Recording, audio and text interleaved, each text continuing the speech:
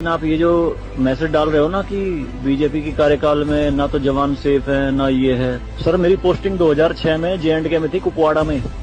वहाँ पे बॉर्डर पे एक रूल था, no first fire no more than 11 nm, यानी कि जब तक पाकिस्तान की तरफ से एक भी फायर नहीं आ जाता तुम कोई फायर नहीं करोगे। नो मोर देन 11 mm मतलब वो हमारे ऊपर RPG चलाएं, मोटरार चलाएं, कुछ भी चलाएं, हम 11 mm से ऊपर का राउंड नहीं चला सकते थे वहाँ पे। मेरे हाथ पे ओम गुदा हुआ है।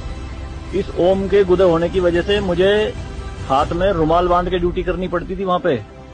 अगर उनको ओम दिख गया ना तो छोटे छोटे बच्चे पत्थर मारना शुरू कर देते थे। और सर श्रीनगर के लाल चौक पे 26 जनवरी के दिन बहुत बड़ा तिरंगा बिछा के जिंदी गाय काटी थी, जिंदी, और जिंदी की खाल उतारी थी सबके सामने, पूरी सेना के सामने। यूनिट खड़ी थी वहाँ पे पूरी, और चक्कू लहरा के खूब बोलते थे, क्यों भाई हिंदुस्तानी कुत्तों, तुम्हारी माँ है ना ये, देखो क्या हाल करेंगे इसका हम। भाई कुछ नहीं उखाड़ सकते थे उनका। क्यों? क्योंकि सेंट्रल में गवर्नमेंट गंडवी थी, नपुंसक गवर्नमेंट थी। हमारे सर पे चौकी बना ली थी उन्होंने, जो LAC है ना, LOC, उस पे बिल्कुल वहीं 50 मीटर के दायरे में। और रात में बड़े बड़े स्पीकर पे माइक पे बोलते थे पाकिस्तानी रेंजर्स, अरे अपनी बहनों के एक रात के लिए हमें दे दो, क्या हुआ हिंदुस्तानी नपुंसको, चलाओ गोली।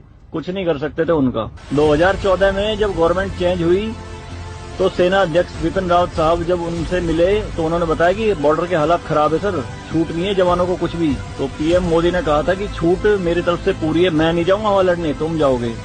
आज की डेट में आप मुझे एक भी चौकी बता दो अगर वहां ढूंढने से मिल जाए। दूरबीन लगा के देखनी पड़ती है पहाड़ों में, वो भी बंकरों में है अंदर, सारी लगा दी उन्होंने तोप उड़ा के।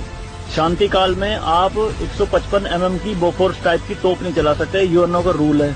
लेकिन 2014 में ये बोफोर्स भी चली J&K में पाकिस्तान की तरफ चौकी उड़ाने के लिए। तो सर ये मत कहिए कि बीजेपी के कार्यकाल में जवान मर रहे हैं, ये हो रहा है। सर सेना के जो हाथ खुले हैं ना वो बीजेपी के कार्यकाल में ही खुले हैं। मैं इसका जीता जागता प्रत्यक्ष आपके सामने बैठा